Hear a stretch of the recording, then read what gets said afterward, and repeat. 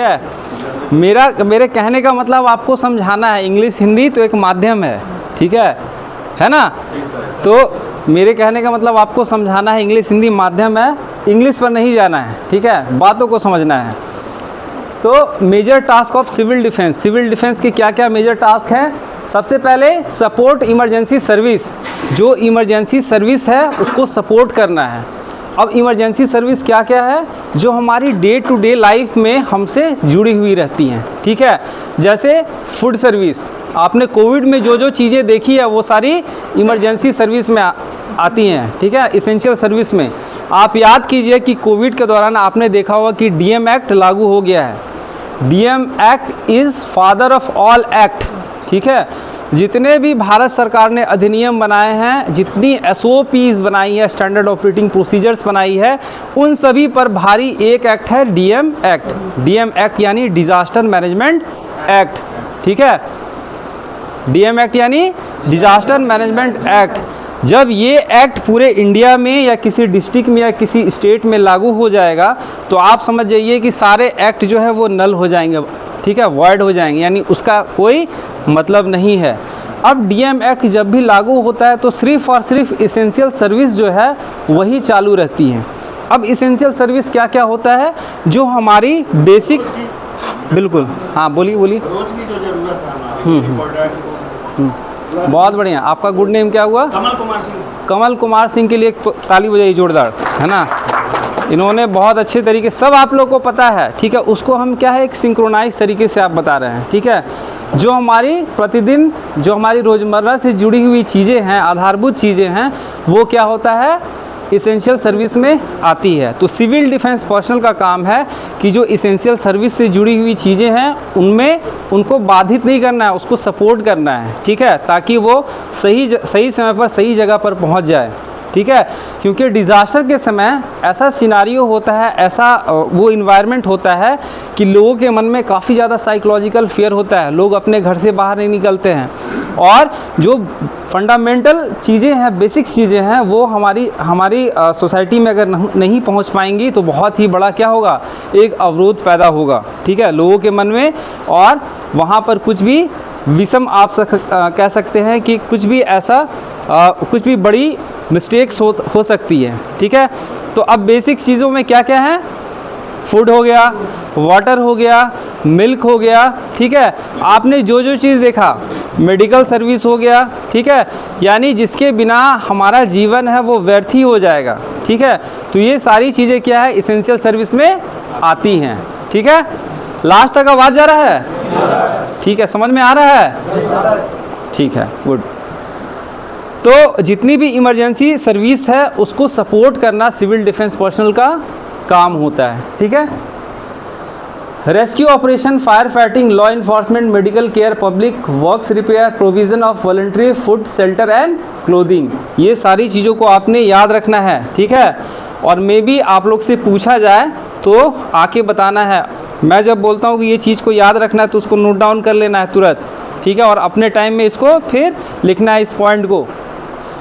दूसरा है assistance in recovery operation. अब क्या है कि मान लीजिए किसी भी तरह की अनफोर्सिन सिचुएशन को आपकी सोसाइटी ने देखा या झेला।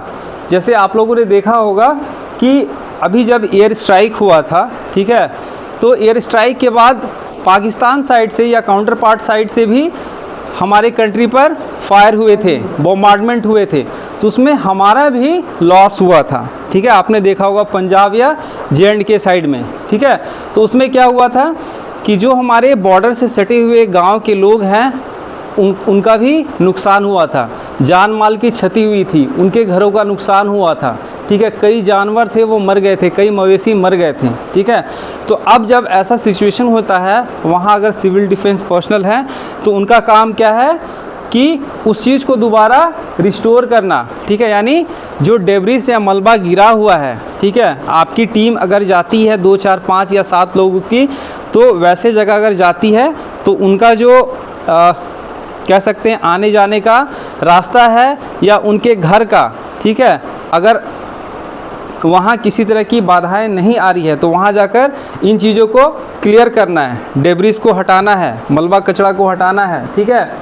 यूटिलिटी सर्विस जो है यानी इसेंशियल सर्विस में जो चीज़ें आती हैं उसको क्या करना है, सपोर्ट करना है। जो ऊपर से आ रहा है उसको लास्ट पर्सन तक पहुंचाने में मदद करना है, ठीक है।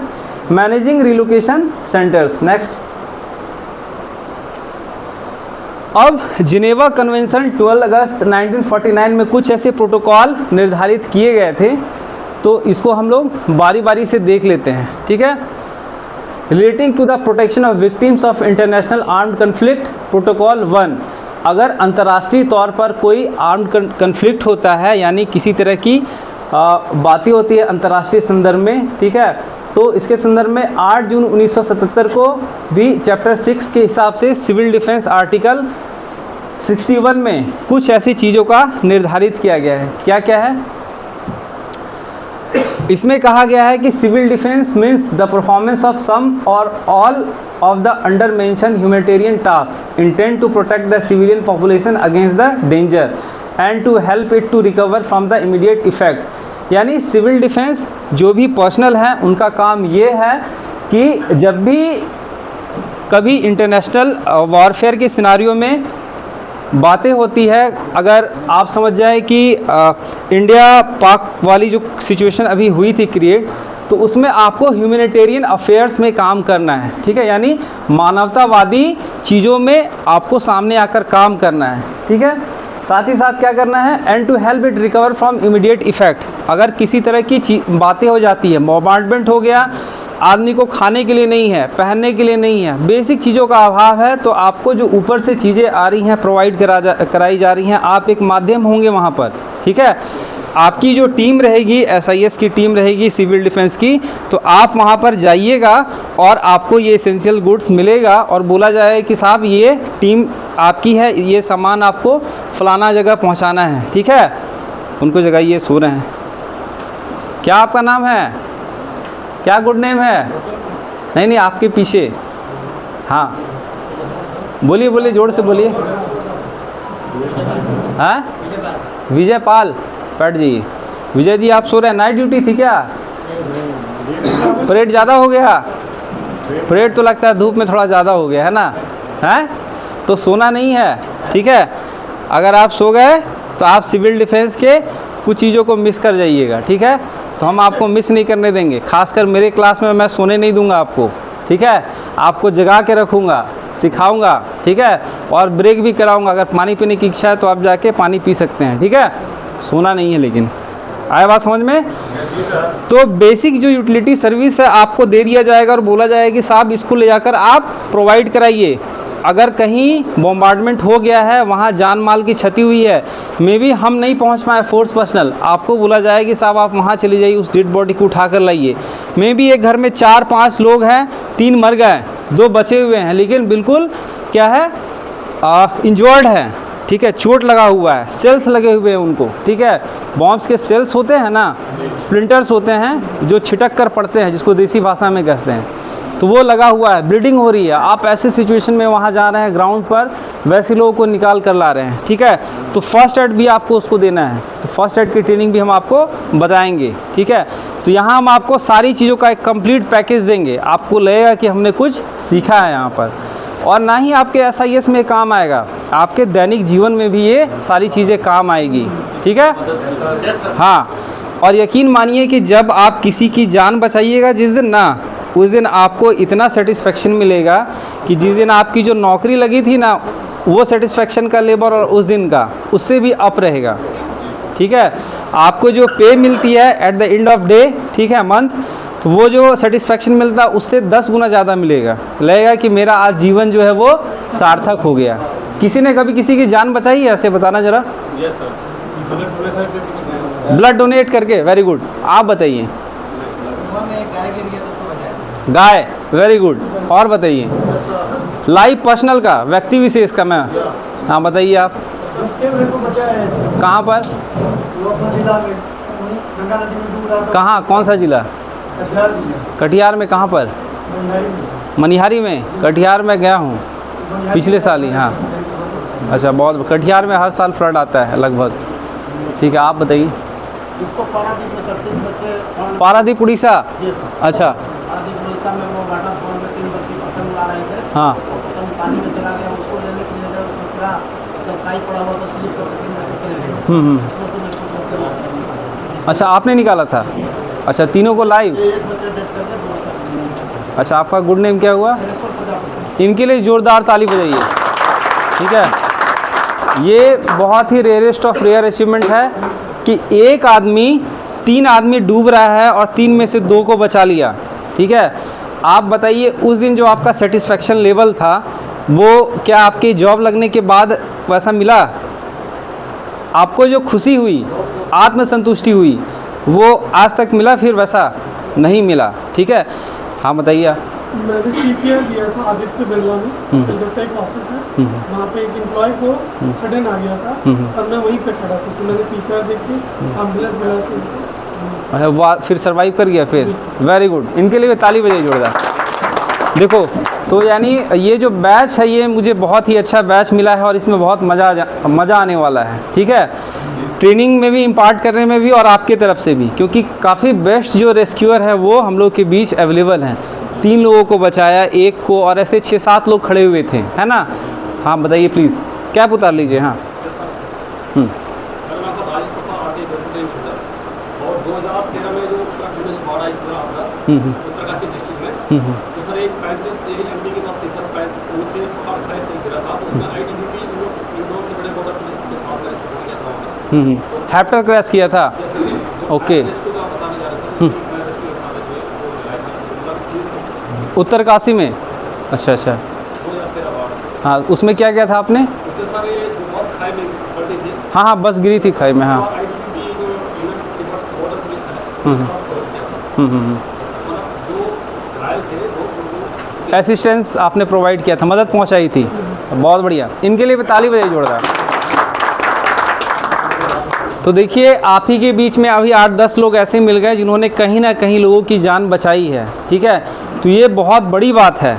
ठीक है, आप जिस दिन किसी की जान बचाते हैं और आपकी वजह से किसी का जान बच गया, यकीन मानिए कि आपका जीवन जो है उस दिन लगेगा कि सार्थक हो गया, और आपको उस दिन अपने आप पर इतना प्राउड फील होगा जो आपके जॉब लगने पर भी नहीं हुआ है। मेरे साथ भी एक इंसिडेंट हुआ, इसलिए मुझे इसका एहसास है। ठीक है, शॉर्ट में बता देता हूँ कि बात 2021 की है। जस्ट मैं NDRF में आया था और 2 महीने बाद फ्लड आ गया। ठीक है, टीम डिप्लॉय हो गई और मैं चला गया बेतिया। ठीक है, बेतिया में बघावन, बेतिया कोई है यहाँ पर? अच्छा, आप ही हैं। तो बेतिया में बघावन, बघा 2 है। बघा 2 है वो बिल्कुल लास्ट है, नेपाल बॉर्डर से सटा हुआ है। तो जैसे वाल्मीकि नगर, हाँ, उसे और थोड़ा पहले, 4-5 किलोमीटर पहले की बात है। तो नेपाल से पानी छोड़ा गया। ठीक है, बारिश उतनी ज़्यादा बेतिया में हुई नहीं थी और रातों रात पानी छोड़ दिया गया, जिससे गंडक का जलस्तर बढ़ गया और जो मेन हाईवे है सीधे नेपाल को जाता है वो भी डूब गया। ठीक है, अब क्या है, जैसे अचानक पानी वहाँ से शाम को 5 बजे आसपास छोड़ा गया तो 3 मछुआरे थे, वो बह के चल गए एक कैनाल में। ठीक है, और वो कैनाल जो है वो ओवरफ्लो हो गया। वहाँ से DM का रिक्वेजिशन आया कि एक टीम जाएगी फलाना जगह, वहाँ पर 3 लोग फंसे हुए हैं और पूरा गांव डूब गया है। तो वहाँ से एक सब टीम हमारी चली गई थी, जिसमें एक साहब गए थे, इंस्पेक्टर साहब, और 12 लोगों की सब टीम चली गई। फिर 1 घंटे बाद कॉल आया कि 4 लोग ऐसे हैं जो बह गए हैं और उनका पता नहीं चल रहा है। ठीक है, और टाइम हो गया रात 12।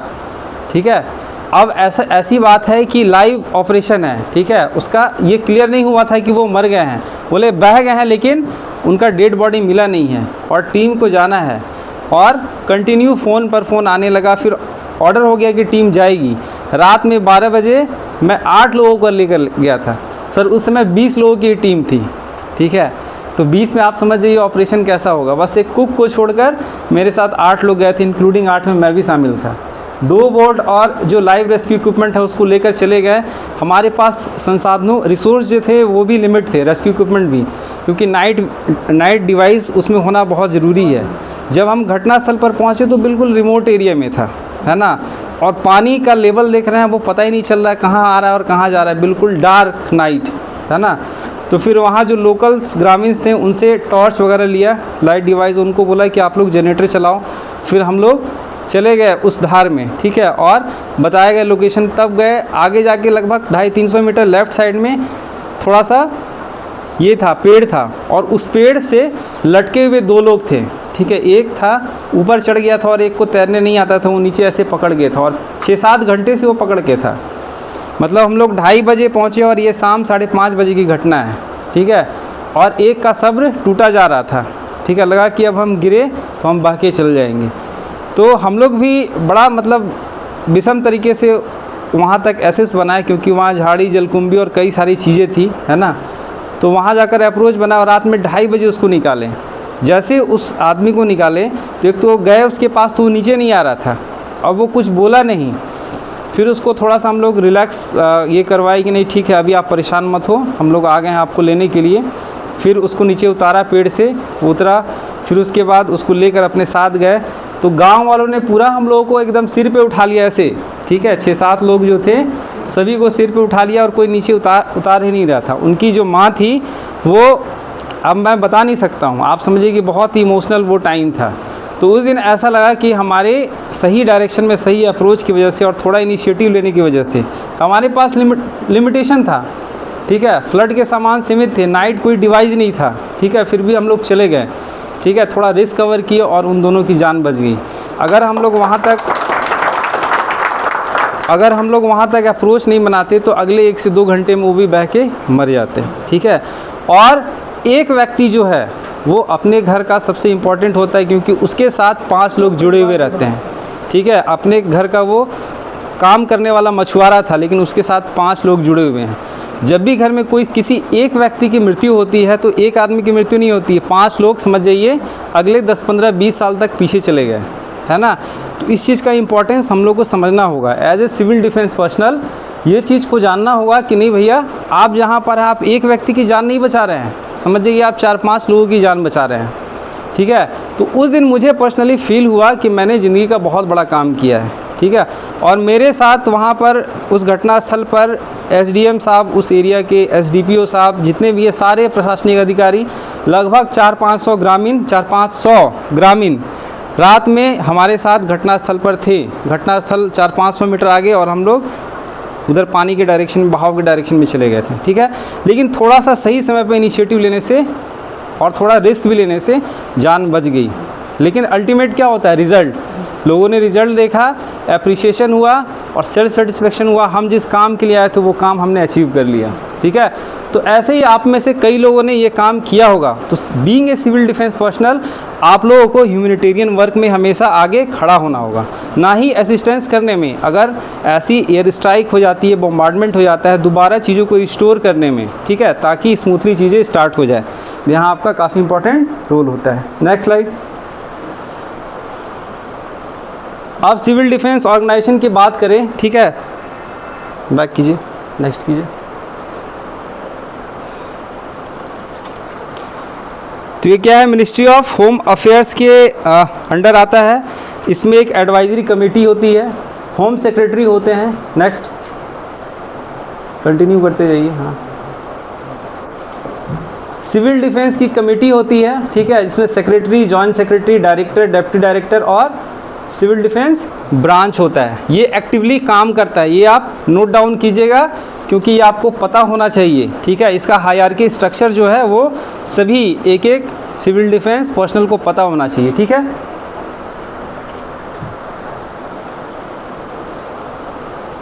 नेक्स्ट, हाँ ठीक है, ले लीजिए।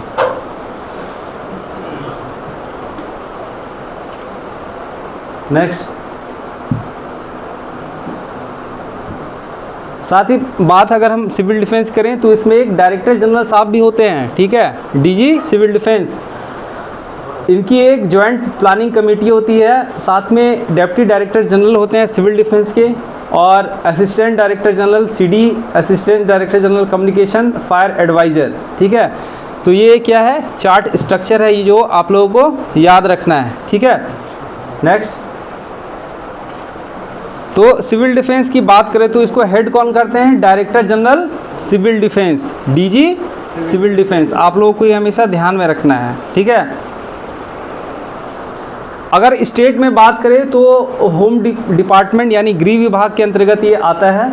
सिविल डिफेंस की एक एडवाइजरी कमेटी होती है जिसमें डायरेक्टर ऑफ सिविल डिफेंस होते हैं, लोकल लेवल पर अगर बात करें तो सिविल डिफेंस कंट्रोलर होता है, फिर सिविल डिफेंस ऑफिसर होता है। नेक्स्ट, अब अगर एक टाउन की बात करें, ठीक है, एक प्रॉपर टाउन की बात करें हम, तो सीडी कंट्रोलर होता है, सिविल डिफेंस कंट्रोलर, ठीक है। फिर डिप्टी सिविल डिफेंस कंट्रोलर होता है जो कि जोन वाइज बटे हुए होते हैं, और हर एक 6 लाख पर एक डिप्टी सिविल डिफेंस कंट्रोलर होता है। फिर डिविजनल वार्डन होता है जो कि 2 लाख पर होता है, ठीक है, 2 लाख यानी स्ट्रेंथ पर, ठीक है। फिर डिप्टी डिविजनल वार्डन होते हैं, ठीक है। इसके बाद क्या होता है, पोस्ट वार्डन होते हैं 20,000 पर, और सेक्टर वार्डन 4,000 पर। तो ये एक ऑर्गेनाइजेशनल स्ट्रक्चर है जो आपको याद रखना है, ठीक है, हमेशा ही याद रखना है, आज से लेकर टिल डेट तक जब तक आप सर्विस करते हैं, और सर्विस के बाद भी इवन, ठीक है, सर्विस के बाद भी ऐसा होता है कि मैं अगर पूरी सर्विस कर लूँ तो मैं घर चला जाऊँगा और कभी ना कभी प्लेटफॉर्म पर कहीं ऐसे जगह आऊँगा और मैं बोलूँगा, या मुझे लोग जाने कि नहीं ये सिविल डिफेंस के ट्रेनर हैं या इन्होंने ट्रेनिंग ली है, तो मेरे से गवर्नमेंट या फिर मैं वॉलंटरी आगे आऊँगा।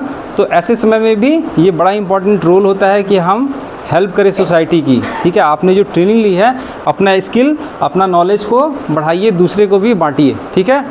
आ जाइए next, task of 12 civil defence services, ठीक है। अब सिविल डिफेंस सर्विसेज के कुछ एक टास्क हैं वो हम देखेंगे। Next, headquarter service. नेक्स्ट,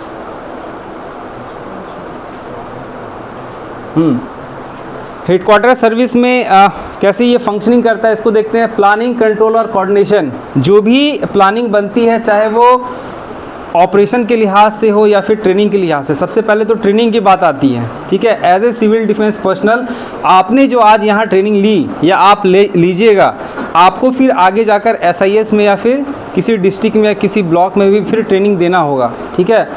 तो आप जो ट्रेनिंग ले रहे हैं उसको फिर एग्जीक्यूट भी करना है ट्रेनिंग लेकर, ठीक है। दूसरा है कंट्रोल, ठीक है, जो भी डायरेक्शंस आपको ऊपर से दिए जा रहे हैं, ठीक है, वो प्रॉपर नीचे भी आपने देना है, ठीक है, और उसको इम्प्लीमेंट कराना है और फिर उसका फीडबैक भी देना है, ठीक है। तो जो आप बता रहे हैं या जिनसे आप काम करा रहे हैं, या फिर ऑर्गेनाइजेशनल हायरार्की की बात करते हैं, आप किसी ऑर्गेनाइजेशन में अपने डिस्ट्रिक्ट में काम कर रहे हैं, ठीक है, तो आपका कंट्रोल अपने जो जूनियर्स हैं उन पर भी होना चाहिए और अपने सबऑर्डिनेट्स पर होना चाहिए, ठीक है, ताकि चीज़ों को आप अच्छी तरीके से इम्प्लीमेंट करा सकें। तीसरा है कोऑर्डिनेशन।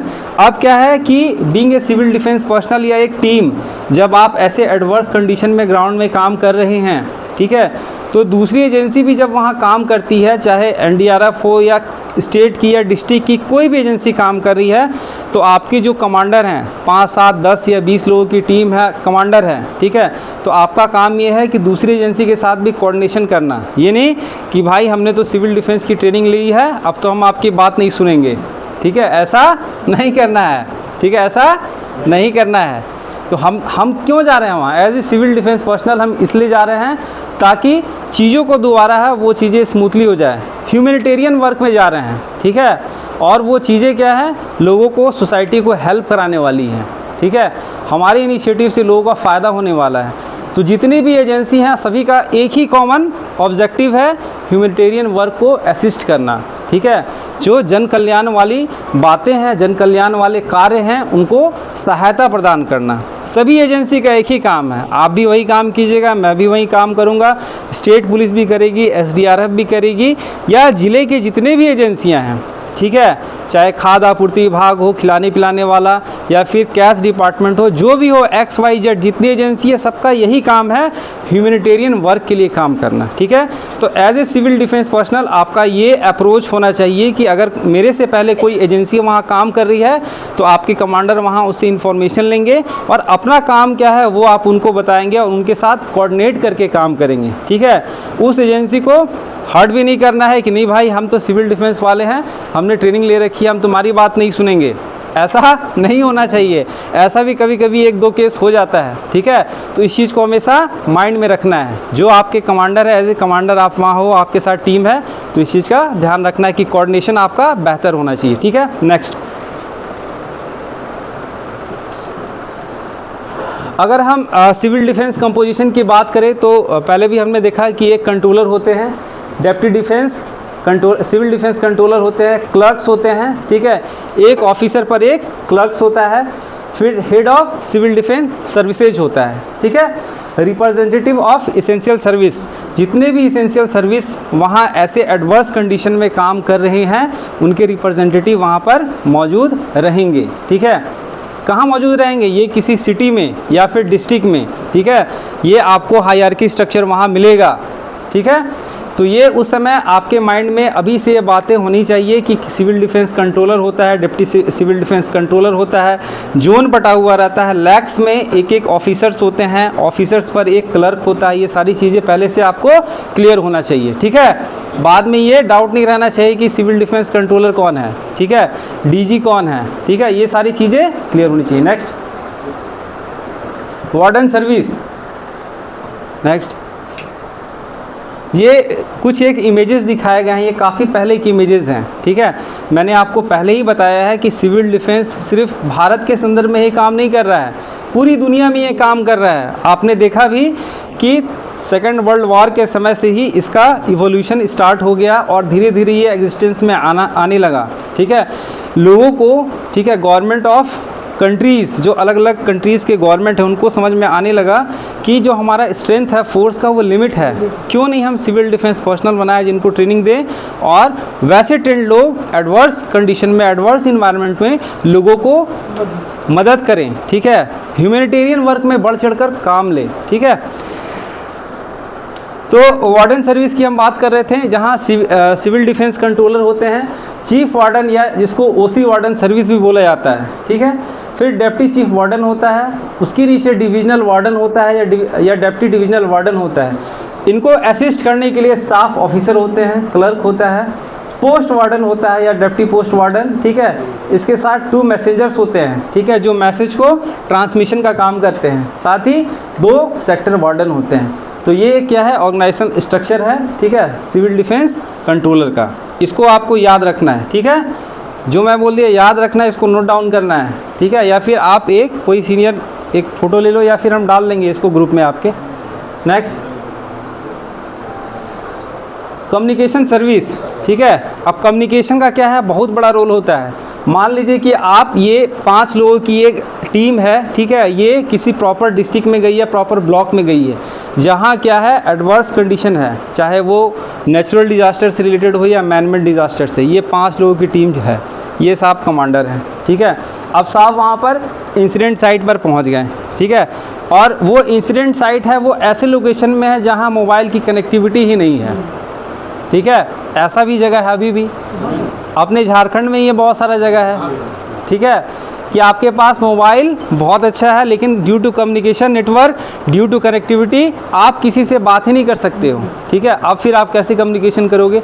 तो आपके पास पहले से प्लानिंग होनी चाहिए, आपके कमांडर से, ठीक है, ये अप्रोच होना चाहिए कि जब अगर हमारा मोबाइल काम ना करे तो हम कैसे आपसे कम्युनिकेट करेंगे, ठीक है। तो जैसे हम लोग के पास सेटेलाइट फ़ोन होता है, ठीक है, जहाँ मोबाइल नेटवर्क का कोई रोल नहीं है, ठीक है, ग्राउंड क्लियरेंस है, कोई ऑब्जेक्ट नहीं है, ठीक है, तो वो बिल्कुल बात होगा, है ना। तो आपके पास एक अल्टरनेटिव कम्युनिकेशन इक्विपमेंट होना चाहिए, सिस्टम होना चाहिए, जिससे आप अपना मैसेज जो है ग्राउंड का वो अपने सीनियर ऑफिसर को भेज सको, है ना। मान लो आप ही लोग कहीं काम करते हुए फंस गए, ठीक है, ऐसा भी होता है, ठीक है। आप ये भी मान के चलो कि काम करने के दौरान, चीज़ों को स्मूथ करने के दौरान आपको भी कई तरह की बाधाएं सामने आएगी। ये जो कंडीशन जितनी बताई जा रही है बिल्कुल एडवर्स कंडीशन है, ये नॉर्मल कंडीशन नहीं है ना। पीछे तक आवाज़ जा रहा है? हाँ, ये जो आपको सिचुएशन बताया जा रहा है, ठीक है, इससे एक्लिमेटाइज कराया जा रहा है, ये बहुत ही एडवर्स कंडीशन है। आप यकीन मानो कि ऐसे कंडीशन में काम करना बहुत ही टफ है, ऐसे कंडीशन में काम करना बहुत ही टफ है, इतना इजी काम नहीं है, ठीक है। तो आपके पास एक अल्टरनेटिव कम्युनिकेशन का कुछ ना कुछ इक्विपमेंट, कुछ ना कुछ ऐसा डिवाइस होना चाहिए कि आपका मोबाइल काम ना करे। हर जगह तो मोबाइल काम नहीं करेगा, तो आप अपने सीनियर को कम्युनिकेट कर सको, ठीक है। तो कम्युनिकेशन सर्विस का भी बड़ा इंपॉर्टेंट रोल होता है। नेक्स्ट, बढ़ाइए बढ़ाइए बढ़ाइए, बढ़ाते जाइए, ठीक है। अब कम्युनिकेशन के बारे में ही कहा गया है कि ये एक नर्वस सिस्टम है। जैसे हमारे बॉडी में नर्वस सिस्टम होता है ना, CNS होता है, सेंट्रल नर्वस सिस्टम, ठीक है। अगर CNS डैमेज हो गया तो आपका बॉडी का फंक्शनिंग डैमेज। तो कम्युनिकेशन को भी बैकबोन माना गया है, ठीक है, नर्वस सिस्टम माना गया है, ठीक है। अगर आप कम्युनिकेशन नहीं कर पाइएगा तो आप कट ऑफ हो जाइएगा, ठीक है, चाहे वो देश के संदर्भ में हो या परिवार के संबंध में हो, ठीक है। परिवार में भी अगर मैं अपने घर में बात नहीं करूँगा और 5 दिन यहीं रहूँगा तो क्या होगा, मामला गड़बड़ हो जाएगा, हो जाएगा, बोलेगा कुछ ना कुछ गड़बड़ है, बोलेंगे ना। तो कम्युनिकेशन क्या है, बड़ा इंपॉर्टेंट रोल है, ठीक है, चाहे पर्सनली हो या फिर प्रोफेशनली, ठीक है। नेक्स्ट, अब फंक्शन ऑफ कम्युनिकेशन सर्विस। जो कम्युनिकेशन सर्विस है वो कैसे फंक्शन करता है इसको हम लोग देखते हैं। Planning and organising control and sub control centres, ठीक है। तो जो प्लानिंग और ऑर्गेनाइजिंग का काम चल रहा है, ठीक है, वो सेंटर्स और सब कंट्रोल सेंटर्स के बीच में कम्युनिकेशन हमेशा होते रहना चाहिए। Enrolment and training of staff for control and sub control centres.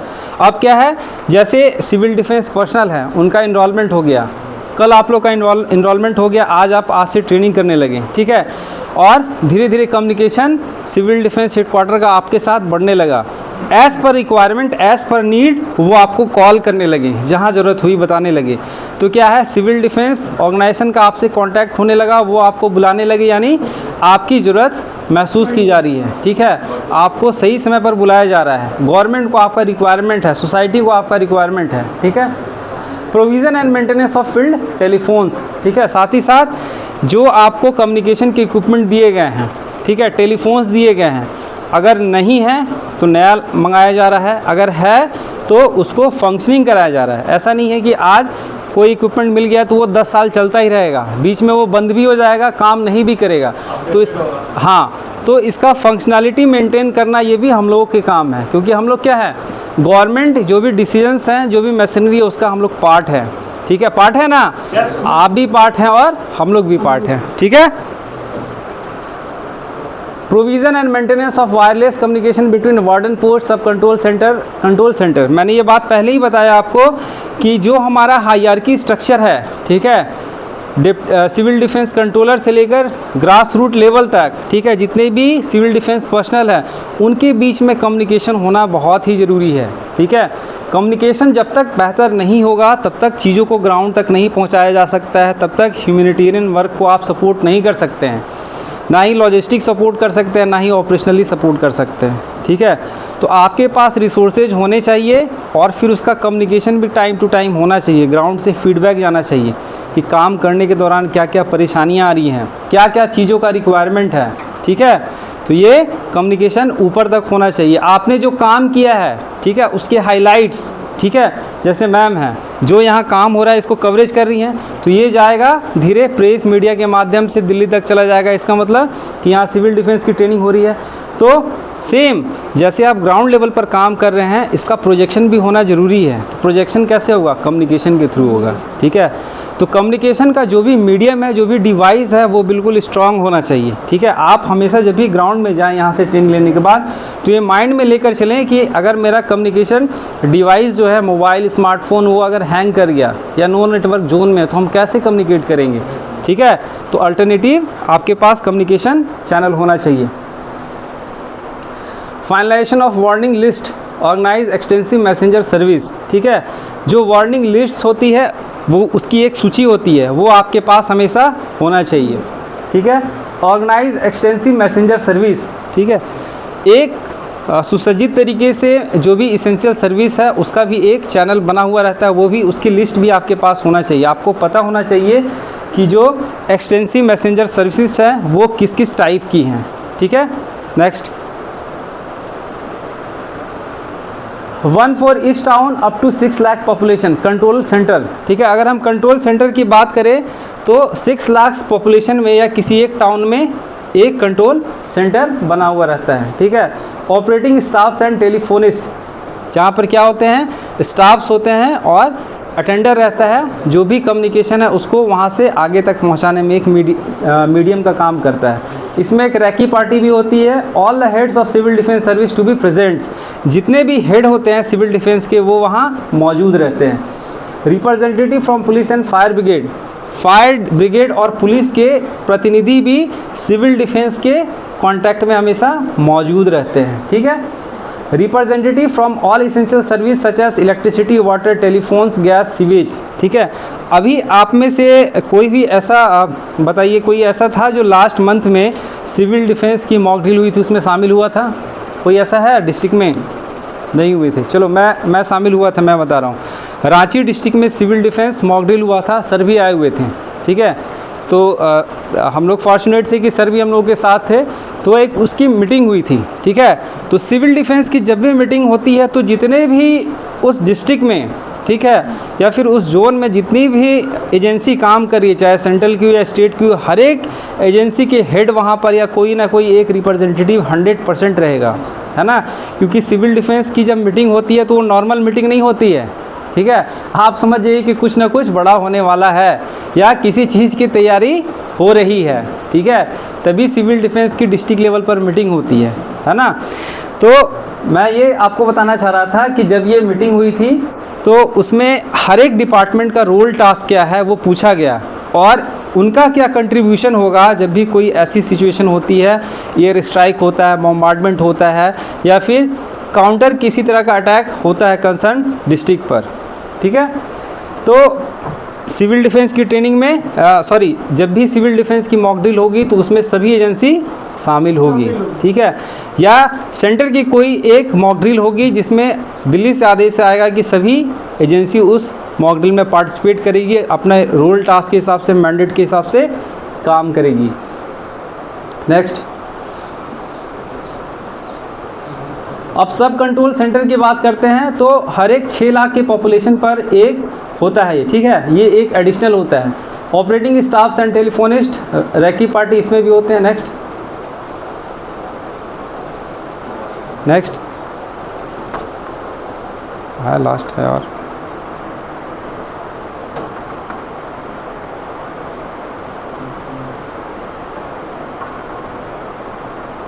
आगे नहीं जा रहा है, आगे तो है स्लाइड। हाँ, सर्च एंड रेस्क्यू सर्विस। अब क्या है कि जब कोई ऐसा अनफोर्सीन सिचुएशन हो गया, अटैक हो गया, ठीक है, तो अटैक होने तक तो आपने काम किया, अब अटैक होने के बाद भी आपने काम करना है। कई लोगों को नींद आ रहा है, ठीक है, भयंकर नींद आ रहा है। आप लोग ज़रा खड़े हो जाइए अपने टेबल पे, खड़े हो जाइए, सभी खड़े हो जाइए। हाँ, बैठ जाओ, नीचे बैठ जाओ, बैठ जाओ, बैठो, बैठो। सोना नहीं है, ठीक है, बैठ जाइए। फिर बैठ जाओ, बैठ जाओ, बैठो, बैठ जाओ।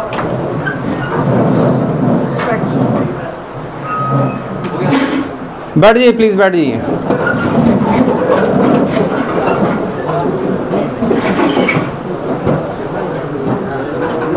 सोना नहीं है, ठीक है, सोना नहीं है। एक आप लोगों को स्टोरी बताऊंगा लास्ट में, ठीक है।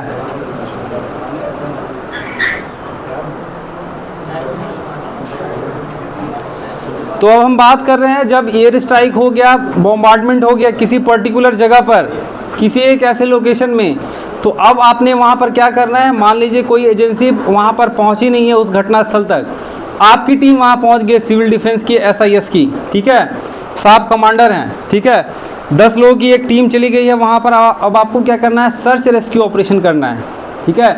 यानी जो विक्टिम ट्रैप हो गए या उस घटना के शिकार हो गए हैं उस व्यक्ति को वहाँ से निकालना है। क्योंकि इंडिया में क्या ट्रेडिशन है कि जीवित लोगों की तो प्राथमिकता होती ही होती है, लेकिन मरे हुए लोगों को भी सम्मान से अंत्येष्टि या उसका लास्ट राइट है वो सम्मानपूर्वक किया जाता है ना। तो इस ट्रेडिशन को जिंदा रखना है, ठीक है। तो इसी की कड़ी में क्या होता है, सर्च रेस्क्यू ऑपरेशन चलाया जाता है। जो भी विक्टिम उसमें ट्रैप है या लाइव है उसको निकालने का भी काम आप लोगों को करना है, ठीक है। आप लोगों को भी करना है, इशारा कर रहा हूँ ये नहीं समझना इनको ही करना है, आप लोगों को भी करना है, ठीक है। क्या बोले, नेक्स्ट करो। हाँ, क्या बोल रहे थे, नेक्स्ट बढ़ा दिए, बढ़ाइए।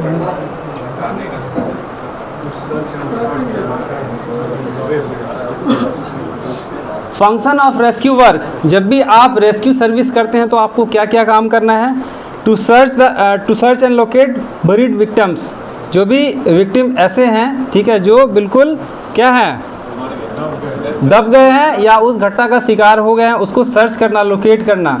साथ ही साथ लाइव पर्सन या विक्टिम को लोकेट करना और एक्सट्रिकेट करना। सबसे पहले जब भी इस तरह की बातें होती है तो लाइव विक्टिम है, जीवित व्यक्ति है, उसकी फर्स्ट प्रायोरिटी होती है, ठीक है।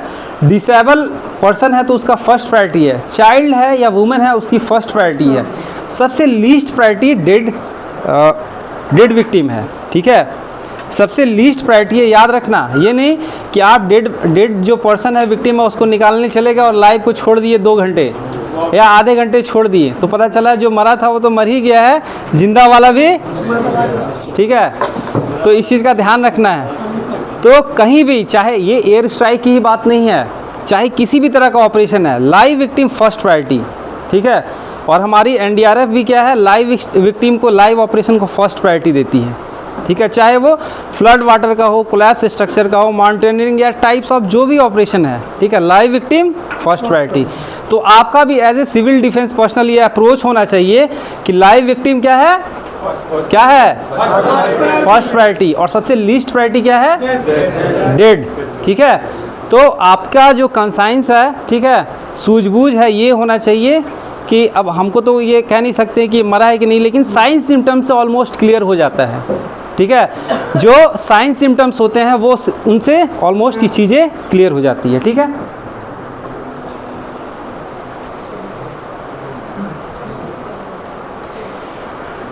To render first aid to the casualty on the spot, provide temporary support to damage, रख दीजिए प्लीज़, रख दीजिए, हाँ। To provide temporary support to damage structure, shoring, ठीक है। अब क्या है कि जब भी आप लाइव विक्टिम निकाल रहे हैं, ठीक है, तो सोरिंग करना पड़ता है। अब सोरिंग क्या है, कोई बता सकता है क्या? Souring,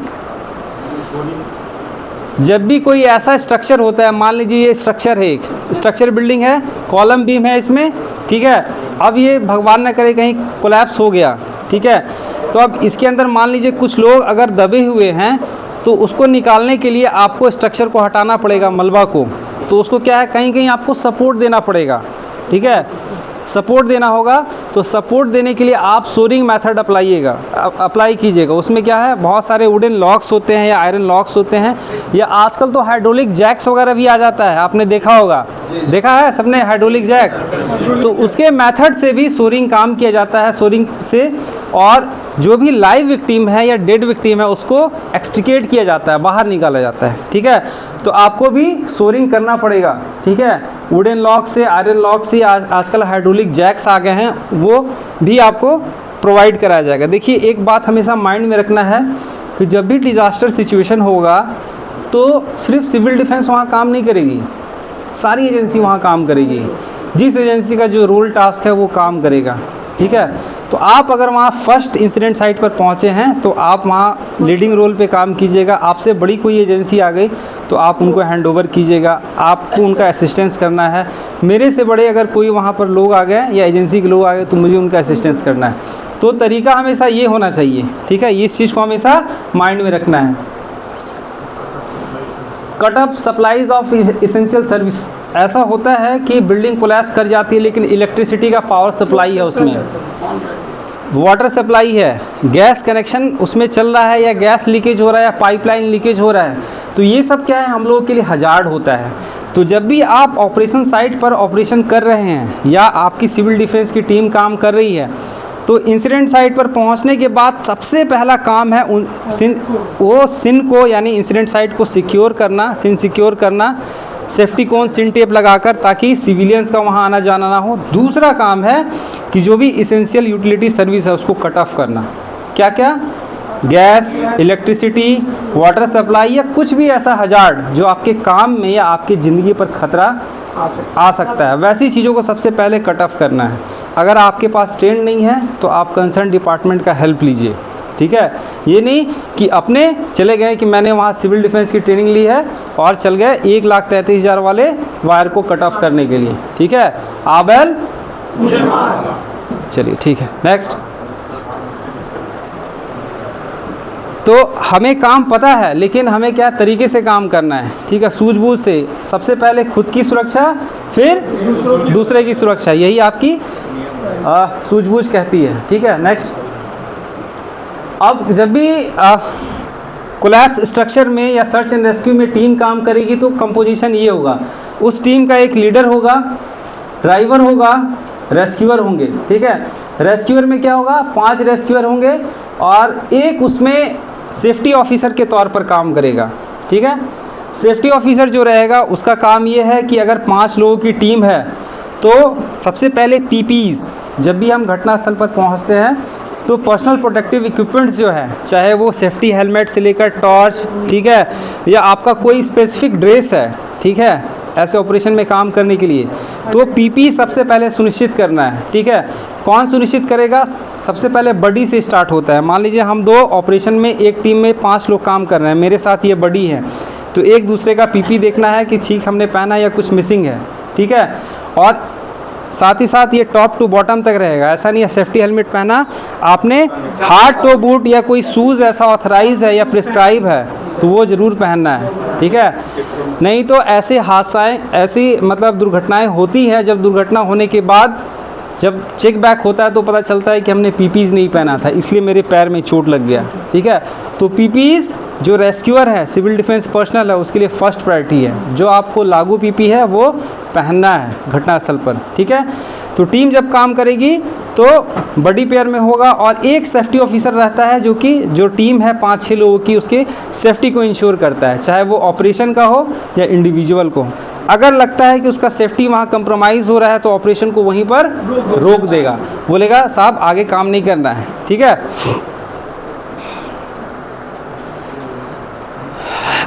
driver will act as a store keeper. Store keeper को आप लॉजिस्टिक सपोर्ट भी कह सकते हैं, ठीक है। मान लीजिए कि ये 5, 2, 7, 1, 8 लोगों की टीम है सिविल डिफेंस की, ठीक है, और 8 लोगों में एक ड्राइवर भी है, तो ड्राइवर का काम है कि जो भी रेस्क्यू ऑपरेशन चल रहा है, आप 8 लोग सामान लेकर वहाँ गए हैं तो ड्राइवर लॉजिस्टिक सपोर्ट देगा। अगर किसी सामान की ज़रूरत है तो आपका ड्राइवर वो सपोर्ट उनको प्रोवाइड कराएगा। ये सिविल डिफेंस पर्सनल के एक्ट में ये बातें बताई गई है, ठीक है। नेक्स्ट, सार टीम के कंपोजिशन की बात करें तो एक सार टीम में 8 मेंबर होते हैं, ठीक है, और 50,000 पॉपुलेशन में ये होता है, ठीक है। इसका लोकेशन कहाँ होता है, सिविल डिफेंस डिपो, ठीक है। Equipment as per master plan, vehicle as per master plan, training as per laid down syllabus, तो ये सारी चीज़ें आपको बताई जाती हैं और वहाँ पर दिया जाएगा, ठीक है। Next, medical and health service. Medical अगर हेल्थ सर्विस की बात करें, next, central and state organisation, the responsibility in regard to health plan administrative capacity is vested in central and state ministry of health, they manage, ठीक है।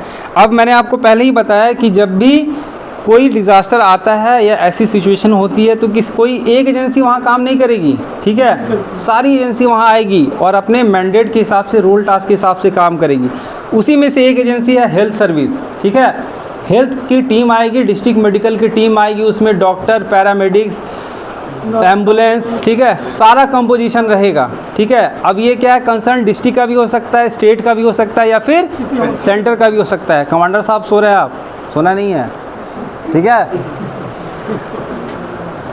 फिर emergency hospital organisation, public health, sanitation, lighting, water, gas supply, sewage, तो ये सारी चीज़ों को ensure किया जाता है और एज़ पर रिक्वायरमेंट उनसे लिया जाता है, ठीक है।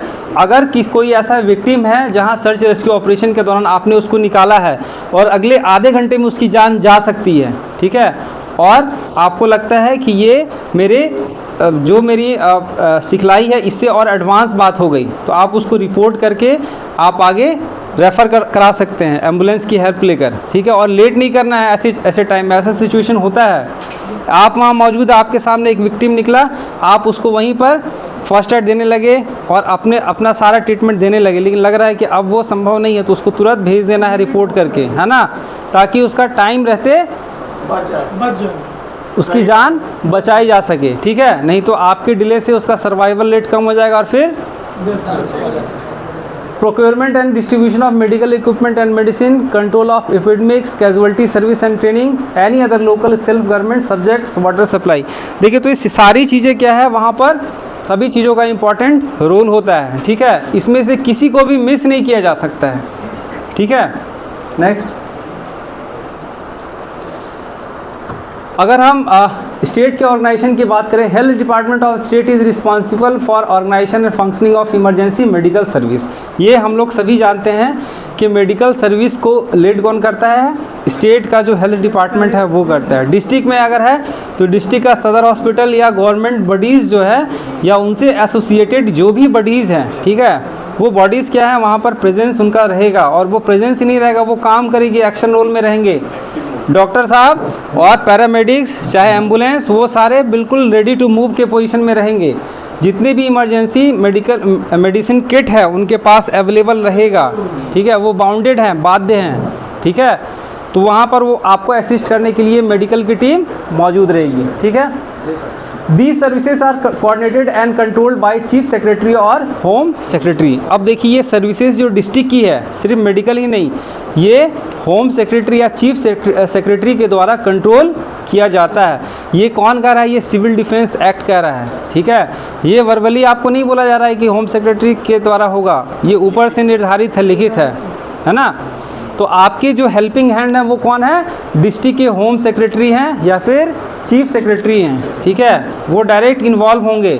अभी देखना जो एक लेटर आया था इस ट्रेनिंग के रिगार्डिंग में, तो सबसे पहले कहाँ से, ये दिल्ली से लेटर लिखा गया था चीफ सेक्रेटरी को, ठीक है, हर एक स्टेट के, इसलिए लिखा गया था। नेक्स्ट, डिस्ट्रिक्ट लेवल पर अगर हम बात करें इस ऑर्गेनाइजेशन की सिविल डिफेंस की, principal unit of administration and under control and guidance of collector, ठीक है। डिस्ट्रिक्ट के डीएम साहब, ठीक है, या फिर डिप्टी कमिश्नर, झारखंड में डिप्टी कमिश्नर बोलते हैं, उपायुक्त। तो डिस्ट्रिक्ट के जो डीसी साहब हैं वो क्या हैं, कंट्रोलर हैं, ठीक है, क्या है, कंट्रोलर है सिविल डिफेंस के। 6 sub division for convenience of administration. अब इसके सब डिवीज़न कितने होते हैं, 6 होते हैं, ठीक है, एडमिनिस्ट्रेशन को कंट्रोल करने के लिए। Each district has a hospital which looks after prevention of disease, promotion of health, curative treatment, ठीक है। और हर एक डिस्ट्रिक्ट में क्या होता है, एक डिस्ट्रिक्ट हॉस्पिटल होता है जो कि डिजीज़ को प्रिवेंट करने के लिए रहता है, साथ ही साथ हेल्थ को प्रमोट करने के लिए, ठीक है, और क्यूरेटिव ट्रीटमेंट के लिए। अगर लगता है कि किसी तरह का डिजीज़ है और उसको तुरंत ट्रीटमेंट करना है तो वो करेंगे। नेक्स्ट,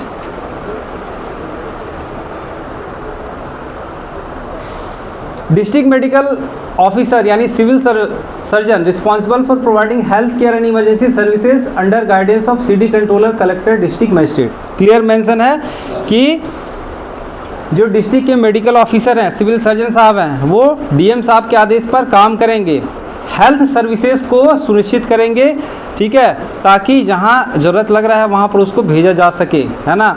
और कोई भी ऐसा आदमी ना मिले जिसको चिकित्सीय अभाव में या मेडिकल के लैकिंग की वजह से उसकी जान चलेगी, ऐसा केस नहीं होना चाहिए। नहीं तो क्या होगा, फिर सिविल डिफेंस एक्ट का वायलेशन होगा ना, क्योंकि ये बातें तो कही गई है कि सिविल सर्जन साहब काम करेंगे, वहाँ पर उनकी जो टीम है मेडिकल की वो काम करेगी, ठीक है। और इसको कौन सुपरवाइज करेगा, कलेक्टर साहब करेंगे, ठीक है, या फिर जिसको सिटी कंट्रोलर बोलते हैं, सिविल डिफेंस कंट्रोलर। आया बात समझ में। तो यानी आपके डिस्ट्रिक्ट में, गढ़वा डिस्ट्रिक्ट में सिविल डिफेंस कंट्रोलर कौन होंगे, डीसी साहब होंगे, डीएम साहब होंगे, ठीक है। Next, services, casualty service, hospital service, public health measures, medical store, reserve depot, care of animals और वेटेनरी सर्विस। देखिए ऊपर का तो हमने बात कर लिया, care of animals and veterinary service, ये भी बड़ा इंपॉर्टेंट रोल होता है। खासकर अभी गढ़वा को तो मैं नहीं कहूँगा, लेकिन बिहार में लगभग जब फ्लड आता है तो हम लोग देखते हैं कि एनिमल्स वेटनरी के भी जो डॉक्टर होते हैं ब्लॉक वाइज विजिट करते हैं, ठीक है, और निःशुल्क दवाइयाँ देते हैं। और जो भी अगर पेट्स हैं या फिर एनिमल्स हैं, अगर उनको लगता है कि इसको ट्रीटमेंट देने की आवश्यकता है तो वो देते हैं। उनका मैंडेट है कि ब्लॉक वाइज विजिट करके उनको एक भी ऐसा केस नहीं होना चाहिए उनके सामने कि उनके रहते उनके प्रेजेंस में ये डेथ कर गया, ठीक है। किस लिए डेथ कर गया, मेडिकल असिस्टेंस के अभाव में, चिकित्सीय जो सहायता है उसके अभाव में, ठीक है। तो ये भी सिविल डिफेंस एक्ट में ये भी सारी बातें बताई गई हैं, ठीक है। नेक्स्ट, कैजुअलिटी सर्विस की बात करें, command and control, controller of CD appoints medical officer to look after emergency casualty service, he supervise first aid parties, first aid post, medical store depot, ambulance, training of staffs, volunteers, track of vacant beds in hospital in that area, issue of Red Cross identity cards and display of emblems of vehicle. ठीक है, अब क्या है, civil defence controller की तरफ से अगर कोई मेडिकल डॉक्टर वहाँ अपॉइंट होते हैं तो उनका काम क्या क्या है, तो उनका काम क्या है कि जो मेडिकल असिस्टेंस है वो सारा उनको प्रोवाइड करना। ठीक है, first aid parties, post, medical store, training of staffs. ठीक है, और इवन जो रेड क्रॉस के लोग हैं उनको आइडेंटिटी कार्ड देना, उनका अलग से एक देना। ठीक है, एक पहचान देना ताकि लोग उसको समझें, उनको फर्स्ट प्रायोरिटी दे। ठीक है, नेक्स्ट, ऑलमोस्ट इसको हमने कवर कर लिया। Next, first aid post. ठीक है, they relieve congestion at hospital by giving first aid facility to casualty. Scale 1 static first aid post for 20,000 population पर एक स्टैटिक फर्स्ट एड पोस्ट मौजूद रहेगा। ठीक है, people up to 2 lakh, then 1 per 40,000। Third first aid parties are meant for first static first aid post. ठीक है, next, अब क्या है, ऐसी सिचुएशन में एक एम्बुलेंस भी डेडिकेटेड रहेगा यूनिट कंट्रोल ऑफिसर के चार्ज में। ठीक है, अब इसमें व्हीकल्स भी रहेंगे 5 स्टैटिक फर्स्ट एड पोस्ट पर 2 रहेंगे। Type of vehicles, personnel and their duties, location, ये सारा असाइन रहेगा। ठीक है, जो भी एम्बुलेंस जाएगा उसका ड्यूटी एरिया सारा सुनिश्चित पहले से होगा। ठीक है, तभी तो अलग अलग जगह जाकर वो आपको मेडिकल असिस्टेंस का काम कर सकेंगे। Next, mobile first aid post में एक डॉक्टर रहेगा, ड्राइवर रहेगा, nurse, first adder, sweeper. Next, training service. Next, training service की बात करें तो हाई स्टैंडर्ड जो है वो ट्रेनिंग का यहाँ पर ग्राउंड में इम्प्लीमेंट होगा। ठीक है, इम्प्रोवाइज जो मशीनरी है उसका यूज होगा, यूनिफॉर्म मैथोलॉजी का यूज होगा। ठीक है, और हाईएस्ट डिसिप्लिन को वहाँ पर फॉलो किया जाएगा, चाहे वो सिविल डिफेंस का हो या किसी पर्टिकुलर फोर्स का हो या ऑर्गेनाइजेशन का हो। ट्रेनिंग जो है वो प्रोग्रेसिव नेचर में होना चाहिए। ठीक है, नेक्स्ट,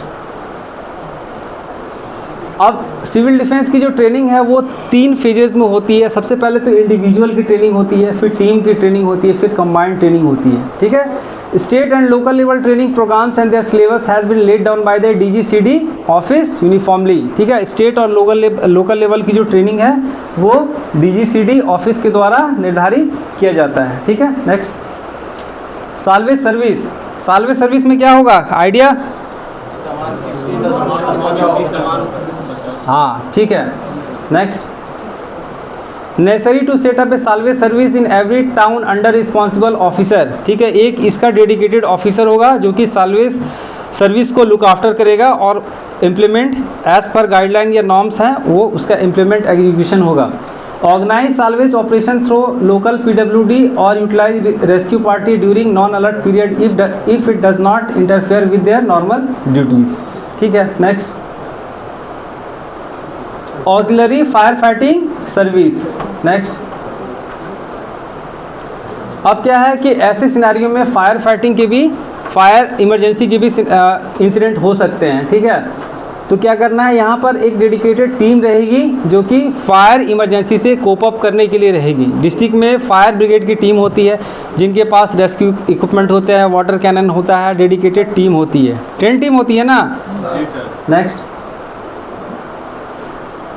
अब इसमें क्या क्या रिसोर्सेज की आवश्यकता होगी, civil defence towns to augment the capacity of the local fire brigade the following 2 services must be organise, house fire party, auxiliary fire service. ठीक है, सिविल डिफेंस टाउन की बात करें तो इसमें भी 2 तरह की सर्विसेज होती है, एक हाउस फायर पार्टी होती है और दूसरा ऑक्सिलरी फायर सर्विसेज होते हैं। नेक्स्ट, HFP, ये हाउस फायर पार्टी को शॉर्ट में बोला गया। ये HFP कंसिस्ट ऑफ 4 पर्सन जिसमें 4 पर्सन होते हैं। Regards as an extension of warden service, chief warden and divisional warden are responsible. Chief warden और डिविजनल वार्डन क्या होते हैं, रिस्पॉन्सिबल होते हैं रिक्रूटमेंट के लिए, ट्रेनिंग के लिए, डिस्ट्रीब्यूशन के लिए, स्टोरेज और मेंटेनेंस के लिए। Each warden post area under A post warden his deputy will be in charge of HFP। ये आपको याद रखना है। ठीक है, हाउस फायर पार्टी का, ये आपको ध्यान में रखना है, ठीक है। नेक्स्ट, हाउस फायर पार्टी की बात करें तो 1000 पॉपुलेशन में एक रहता है, ठीक है। स्केल में however reduce as per considered appropriate by the director of civil defence. अब इसमें कुछ एक इक्विपमेंट्स होते हैं, ठीक है। सिट्रप पंप होता है, buckets, torch, hand axe, shovel, personal equipment होते हैं, helmet, whistle. Next, auxiliary fire service, ठीक है। इसके ऑर्गेनाइजेशन की बात करें तो ट्रेलर फायर पंप पार्टीज इसमें होता है, जिसमें एक लीडर, एक 6 फायरमैन, फिर ड्राइवर मैकेनिक एक, और ये होम गार्ड के द्वारा या फिर सिविल डिफेंस टाउन में ये मेंटेन होता है, ठीक है। ये ध्यान आपको रखना है। नेक्स्ट, ऑक्सिलरी फायर सर्विस की अगर हम बात कर रहे हैं, ये पीछे वाले समझ में आ रहा है?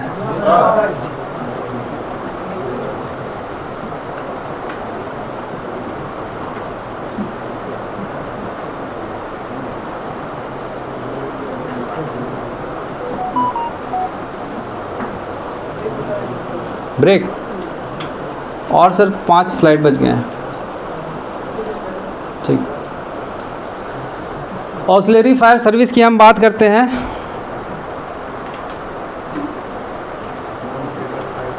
One trailer fire pump party to provide per 50,000 population plus 25% reserve भी इसमें स्ट्रेंथ रहता है। इसके कुछ इक्विपमेंट होते हैं और लोकेशन जो है वो डिसाइड किया जाता है और कॉम्पिटेंट अथॉरिटी के द्वारा ईयर मार्क किया जाता है। नेक्स्ट, ट्रेनिंग की बात अगर हम करें, ठीक है, हाउस फायर पार्टी की, तो इसकी भी डेडिकेटेड ट्रेनिंग होती है फायर फाइटिंग की अलग से, और इसमें अलग अलग एस्पेक्ट्स पर ध्यान दिया जाता है, ठीक है, क्योंकि फायर भी अलग अलग तरह का होता है, ठीक है। आप लोगों को पता है फायर का भी कैटेगराइजेशन है अलग अलग तरह का, ठीक है।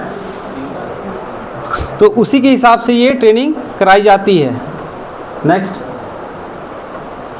Depot and transport service. Next, depot service की अगर हम बात करें तो provide quick relief to people after an emergency. CD service are located at a central place called CD depot, ठीक है। यहाँ पर क्विक रिलीफ सर्विस प्रोवाइड कराया जाता है सिविल डिफेंस पर्सनल के द्वारा, और ऐसे जगह का लोकेशन जो होता है उसको सिविल डिफेंस डिपो के नाम से बोला जाता है। इसका फंक्शंस ये होता है कि सिविल डिफेंस वर्कर्स के द्वारा अकोमोडेशन प्रोवाइड करना और लोगों को असेंबली एरिया में सुनिश्चित कराना, ठीक है, सिविल डिफेंस वॉलंटियर्स के द्वारा।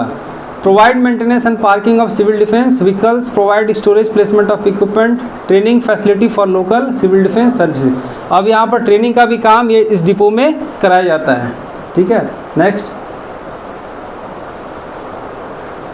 ट्रांसपोर्ट सर्विस के कुछ एक फंक्शंस होते हैं, वो क्या क्या हैं? Provide efficient means of transport and maintain it road worthy, procure vehicle for civil defence purpose by hire, requisition, voluntary offers, insurance etcetera, ठीक है। अब क्या है, जब भी आपका मूवमेंट होगा तो या तो वॉलंटरी कोई ऑर्गेनाइजेशन काम करना चाहती है तो वो अपना दे सकते हैं व्हीकल्स, नहीं तो आपको सिविल डिफेंस ऑर्गेनाइजेशन की तरफ से डेडिकेटेड व्हीकल दिया जाएगा, ठीक है। प्रोवाइड एंड ट्रेन ड्राइवर्स, ठीक है, ड्राइवर्स जो आपको मिलेंगे वो भी ट्रेंड मिलेंगे। Provide and control issue of POL मिलेगा, ठीक है। Arrangement for quick repairs and servicing, आपको अगर किसी क्विक रिपेयर सर्विस की ज़रूरत है तो वो भी आपको प्रोवाइड कराया जाएगा, ठीक है। यानी आपके साथ साथ सिविल डिफेंस ऑर्गेनाइजेशन के साथ साथ पर्सनल के साथ साथ जो आपको सर्विसेज मिलनी चाहिए वो सारी सुविधा दी जाएगी। नेक्स्ट, अब सीडी कंट्रोलर जो है उसके अंडर कैसे चीज़ें काम करती है वो देखते हैं। सिविल डिफेंस कंट्रोलर के under OC depot and transport service होता है, ओसी डिपो सर्विस होता है एक साइड अगर हम बात करें। फिर डेप्टी डिपो सर्विस सुपरिटेंडेंट एक होता है, पर डिपो में एम्बुलेंस होता है, रेस्क्यू पार्टी होती है, मोबाइल फर्स्ट एड पोस्ट होता है, फर्स्ट एड पार्टीज़ होती है। डिपो स्टाफ्स का अगर कंपोजिशन हम बात करें तो टेलीफोनिस्ट होते हैं 3 क्लर्क एक होते हैं, स्टोर क्लर्क एक होता है, मैसेजिंग स्टाफ एक होता है, और 30 एज पर 1 पर 30 इनमेट्स ऑफ डिपो। फिर स्वीपर्स 2 होते हैं। फिर अगर दूसरी तरफ हम बात करें ट्रांसपोर्ट ऑफिसर की तो ट्रांसपोर्ट ऑफिसर होता है, सुपरवाइज़र होता है, पोल ऑफिसर होता है, पोल क्लर्क होता है, और व्हीकल रिपेयर पार्टीज़ होती है ताकि आपको ऑपरेशन में डायरेक्टली ये मदद कर सकें, ठीक है। नेक्स्ट, लास्ट है ये सप्लाई सर्विस, ठीक है। अब क्या है, जब आप ऐसे इन्वायरमेंट में काम कर रहे हैं तो ये क्या है, बहुत ही एडवर्स इन्वायरमेंट है, ठीक है। यहाँ पर सप्लाई सर्विस का होना बहुत ज़रूरी है। नेक्स्ट, अब क्या है, बहुत सारी अलग अलग सर्विस की यहाँ पर ज़रूरत पड़ेगी ग्राउंड में, ठीक है। तो उसको प्रोक्योरमेंट कराना वो इनका काम है। स्टोरेज ऑफ इक्विपमेंट्स, अगर इक्विपमेंट्स काफ़ी मात्रा में जा रही है तो उसकी स्टोरेज के लिए एक स्पेसिफिक ईयर मार्क जगह होगा। केयर एंड मेंटेनेंस की आवश्यकता होगी, ठीक है। व्हीकल का मूवमेंट ज़्यादा हो रहा है तो वहाँ केयर एंड मेंटेनेंस की आवश्यकता होगी। आपने देखा कि एक स्ट्रक्चर में वहाँ पर वर्कर भी हैं और इसके टेक्निकल स्टाफ्स भी हैं, ठीक है, मैकेनिक्स वगैरह भी हैं, ड्राइवर भी हैं। फिर इनका डिस्ट्रीब्यूशन सही जगह पर होगा। मेंटेनेंस ऑफ रिजर्व स्टॉक, जो स्टॉक रखे गए हैं उनका मेंटेनेंस भी करना ज़रूरी है, ठीक है, नहीं तो पता चलेगा कि रखे रखे वो ख़राब हो गया। ये राशंस या फिर जो भी सप्लाईज़ है उसके रिगार्डिंग में बताया जा रहा है, ठीक है। Inspection and accounting of equipment, जो भी चीज़ें दी जा रही है आपको ऊपर से उसका इंस्पेक्शन भी होगा टाइम टू टाइम पर। सीनियर ऑफिसर आएंगे वो देखेंगे, ठीक है, कि ऐसा तो नहीं कि जो सप्लाई आपको दिया जा रहा है वो आपने डंप कर रखा है और वो ख़राब होने के कगार पर है, ठीक है। तो जो इसेंशियल सर्विसेज है उसका चेक बैक भी होगा। अगर आपको रिस्पॉन्सिबिलिटी दी जाती है कि फ़लाना साहब आप देखोगे, आपकी टीम देखेगी, तो आपका काम है उसका केयर मेंटेनेंस करना, जितने भी सप्लाई या गुड्स दिए हुए हैं। अगर आप वहाँ पर ऐसे ही सो जाओगे तो काम नहीं चलेगा, ठीक है। Next, CD equipment, steel helmet, strip pumps, fire fighting application, resources equipment, uniform, medical supplies etcetera, ठीक है। ये सिविल डिफेंस जो रेस्क्यूअर है उनको ये सारी चीज़ों की आवश्यकता पड़ेगी, ठीक है, और ये उनको दिया जाएगा। City transport, motorcycles, bicycles, trucks, ambulance, vans etcetera. Essential supplies, food stuffs, clothing etcetera, office equipment, stationery, furniture etcetera. यानी आप ये मान के चलिए कि ऐसे सिचुएशन में आप वहाँ आपका जो रोल है वो बहुत ही ज़्यादा है। आपने देखा यहाँ पर कि ऐसा कोई भी पोर्टफोलियो नहीं है, ऐसा कोई भी काम नहीं है जो आपसे छूटा हुआ हो, ठीक है। जो बेसिक एम्यूनिटी होती है उसके सप्लाई से लेकर, ठीक है, लोगों को हेल्प करना, अवेयर करना, और अगर ऐसा एयर स्ट्राइक हो जाता है, बॉम्बार्डमेंट हो जाता है या लोग इंजर्ड हो जाते हैं उनको वहाँ से एक्सट्रिकेट करना, ठीक है। यानी सारी चीज़ों को आपको बिल्कुल प्लानिंग तरीके से करना होगा, ठीक है, और आपका इन्वॉल्वमेंट उसमें बहुत ही ज़्यादा है ना इन्वॉल्वमेंट। Yes, sir. आपने देखा ऐसा कुछ भी नहीं है जहाँ छूट गया हो। Next, director civil defence, deputy director supply, civil defence controller, OC supply service, उसके बाद स्टोर सुपरवाइज़र होते हैं, ठीक है। 3 से 5 लाख पर एक स्टोर सुपरवाइज़र होते हैं। फिर उसके बाद एक स्टोर क्लर्क होता है, ठीक है, 1 से 2 लाख पर। फिर अटेंडेंट होते हैं 1 से 2 लाख पर। फिर वॉचमैन होता है हर 1 लाख पर, ठीक है। तो इस तरीके से क्या होता है, ऑर्गेनाइजेशन फंक्शन करता है। नेक्स्ट, वेलफेयर सर्विस, मिनिमाइज करना है इसको ज़रा।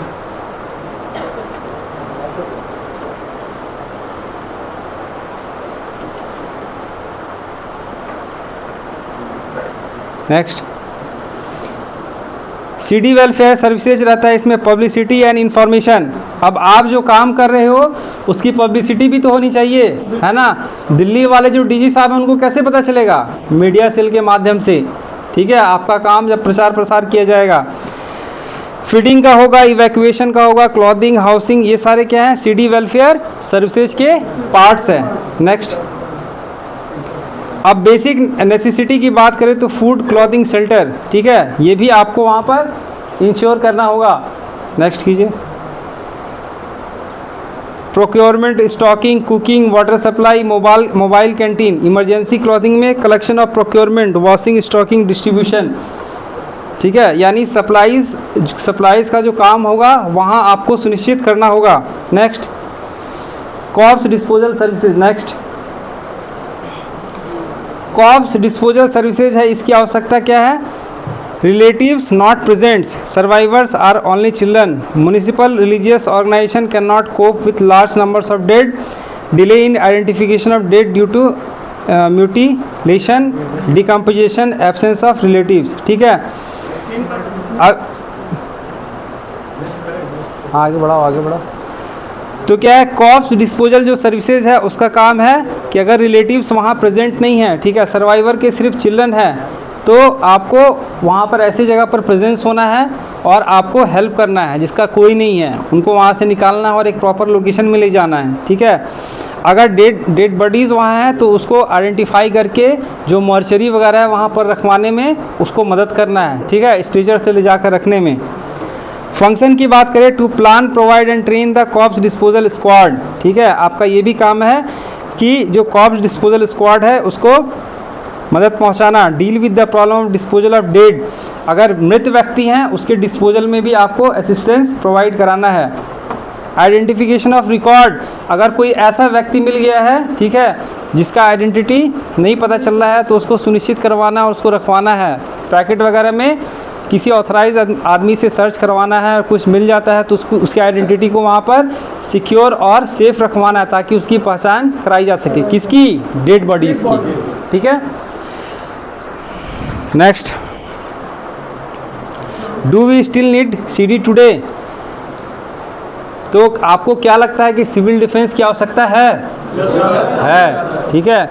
Obviously yes, because the emergency services are still not adequate. जितनी भी इमरजेंसी सर्विस है वो तो है लेकिन फिर भी आवश्यकता है। Response time lag for service to arrive at the scene of incident is growing longer, ठीक है।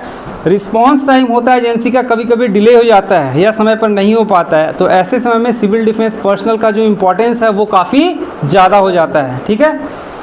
नेक्स्ट,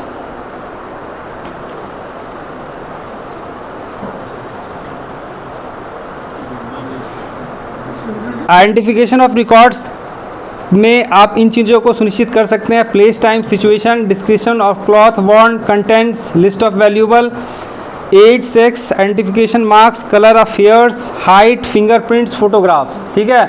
जब आप ऐसी जगह पर खुद अकेले हैं तो आपकी जो सूझबूझ है उसको अप्लाई करना है और इन चीज़ों को सिक्योर करना है, ठीक है। नेक्स्ट, तो आपने देख लिया कि सिविल डिफेंस पर्सनल जो है उनका इम्पोर्टेंस काफ़ी ज़्यादा है और आपका होना वहाँ पर काफ़ी ज़रूरी है, ठीक है।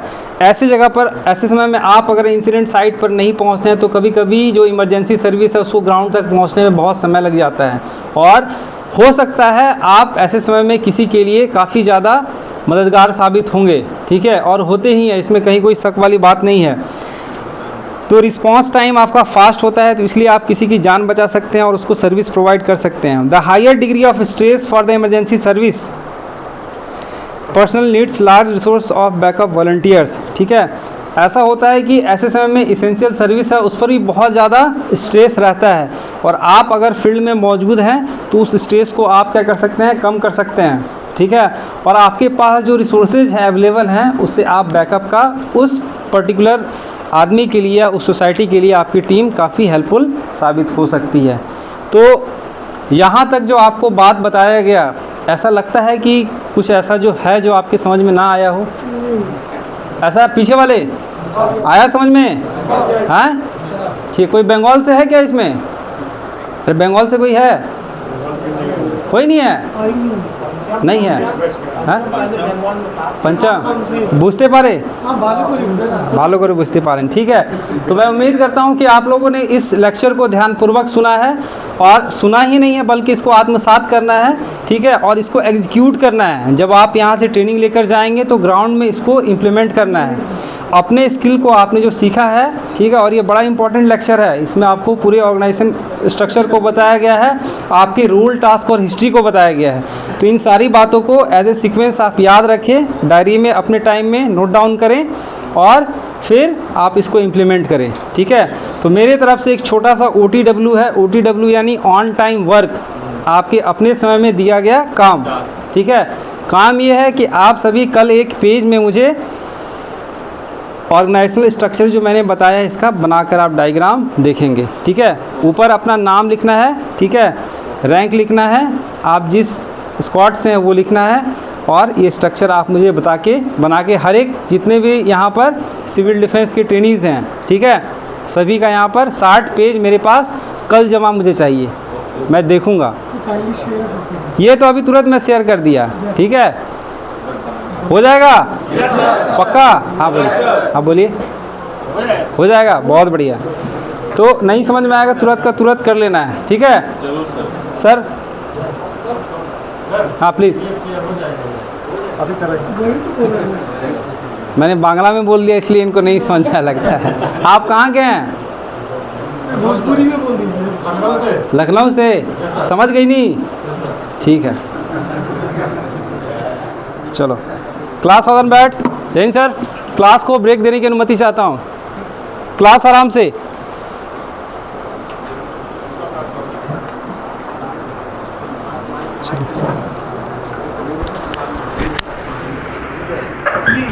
अब ये